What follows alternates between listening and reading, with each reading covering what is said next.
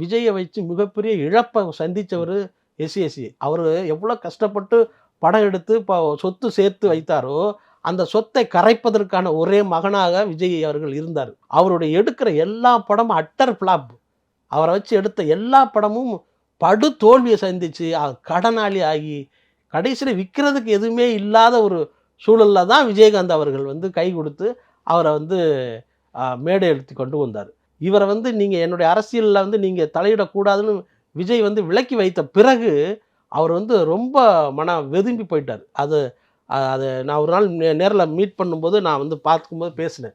இப்போ நான் காலையில் அவர் தொடர்பான நண்பர்கள்ட்ட பேசும்போது பார்த்தீங்கன்னா, அவருக்கு 2வது முறையாக மருத்துவ பிரச்சனை, ஒரு பெரிய மருத்துவ பிரச்சனை வந்திருக்கு. ஏற்கனவே அவருக்கு 2023ல் வந்து இதயத்தில் ஒரு சின்ன பிரச்சனை வந்து அதுக்கு வந்து அறுவை சிகிச்சை எடுத்துக்கிட்டு அவர் ஓய்வு எடுத்துக்கிட்டு இருந்தார்.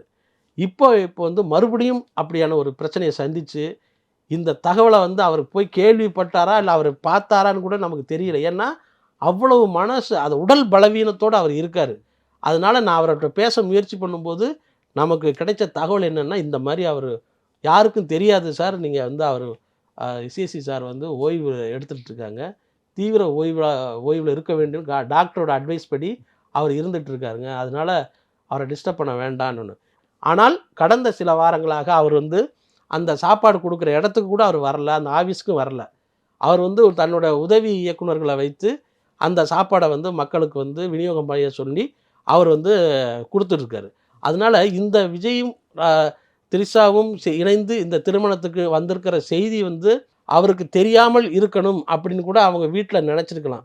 அதனால் அவருக்கு இந்த விஷயம் இன்னும் தெரியாமல் கூட இருந்திருக்கலாம். ஆனால் தெரிஞ்சால் ஒரு தகப்பனாக வந்து அவர் எவ்வளோ மனம் கஷ்டப்படுவார் அப்படின்னு நினச்சா நமக்கு வந்து வருத்தமாக இருக்குது.